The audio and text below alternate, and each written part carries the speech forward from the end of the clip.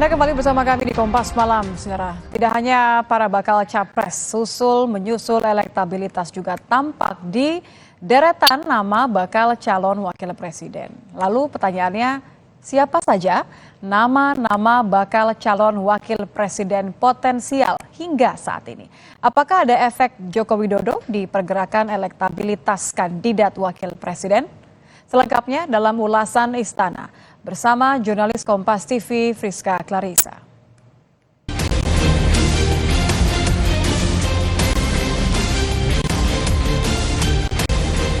Manajemen di bawah PSSI, di bawah Pak Erick Thohir ada sebuah perubahan total. Masih jalan terus, termasuk soal Wapres. Insya Allah lah ya, dalam waktu dekat ada juga anggota baru yang merapat.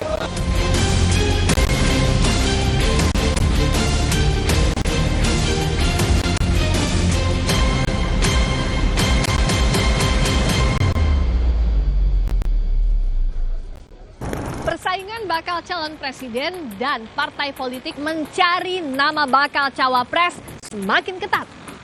Para calon dan koalisi sama-sama saling tunggu untuk mengumumkan pasangan kandidat. Sejauh ini siapa saja nama-nama potensial bakal kandidat wakil presiden? Lengkapnya dalam ulasan Istana bersama saya Friska Clarissa.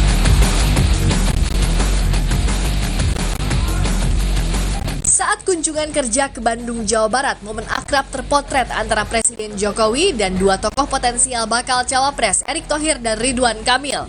Presiden Jokowi memuji PSSI di bawah kepemimpinan Erick Thohir saat meninjau langsung seleksi timnas U17 di Stadion Sijalak Harupat, Bandung. Saya kira proses-proses seperti ini yang saya harus memberikan apresiasi kepada PSSI yang memberikan kesempatan kepada anak-anak muda kita untuk bisa ikut berpartisipasi di Piala Dunia U17. Saya kira manajemen di bawah PSSI, di bawah Pak Erick Thohir ada sebuah perubahan total sehingga saya ingin melihat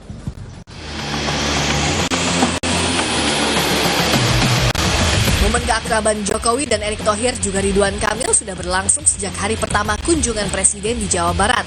Usai meresmikan tol Cisumdawu, Jokowi, Erick, dan Ridwan Kamil satu mobil dan ngopi bareng di pasar kreatif di kawasan Jalan Pahlawan, Kota Bandung. Namun dalam sejumlah kesempatan, Erick Thohir dan Ridwan Kamil menegaskan sikap soal bursa cawapres. Erick menegaskan saat ini sebagai menteri, dirinya tegak lurus loyal kepada Jokowi. Dan saya sudah bilang saya loyal kepada Bapak Presiden karena saya juga pembantu beliau. Dan kalau kita bicara pilihan-pilihan kandidat untuk capres wapres terlalu dini. Sementara Ridwan Kamil menekankan taat pada keputusan Golkar, partai tempatnya bernaung. Saya taat pada apa yang sedang digariskan oleh partai Golkar, sehingga apapun takdirnya, mudah-mudahan doakan yang terbaik buat semuanya. Berdasarkan survei Cawapres versi Lembaga Survei Indonesia, Menteri BUMN dan Ketua Umum PSSI Erick Thohir, Gubernur Jawa Barat Ridwan Kamil, Menteri Parekraf dan Ketua Bapilu P3 Sandiaga Uno, serta Ketua Umum Demokrat Agus Harimurti Yudhoyono jadi 4 nama teratas. Dari survei LSI 1 hingga 8 Juli 2023 dalam simulasi 7 nama cawapres, elektabilitas Erick Thohir sebesar 21,2%, Ridwan Kamil 19,6%, Sandiaga Uno 17,5%, dan Agus Harimurti Yudhoyono 10,8%, sementara 3 nama lain elektabilitasnya di bawah 10%. Direktur Eksekutif Lembaga Survei Indonesia Jayadi Hanan menilai endorsement Presiden Jokowi tak hanya berpengaruh untuk capres, tetapi juga berpengaruh bagi sosok cawapres potensial. LSI menilai publik akan melihat sosok bakal cawapres yang lekat dengan Jokowi. Bukan hanya ke capres yang mungkin Pak Jokowi bisa berpengaruh endorsementnya, tapi juga ke cawapres. ke cawapres. Jadi siapa cawapres yang terlihat dianggap terasosiasi paling kuat dengan Pak Jokowi itu akan dilihat oleh publik juga, gitu.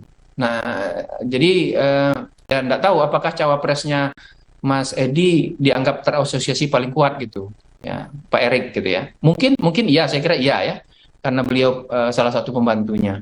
Nah, biasanya presiden di second term itu sudah tidak terlalu berpengaruh atau kurang gitu pengaruhnya. Tapi kok Pak Jokowi masih berpengaruh gitu.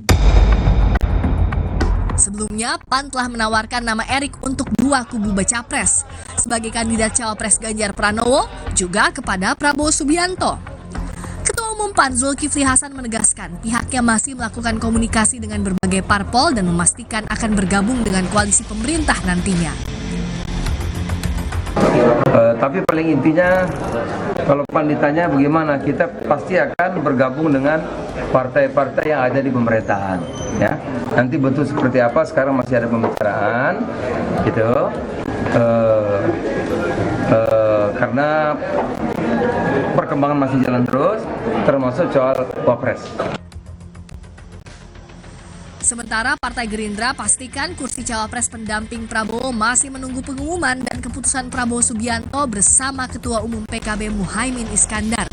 Gerindra tetap menegaskan kunci nama cawapres berada di tangan Caimin.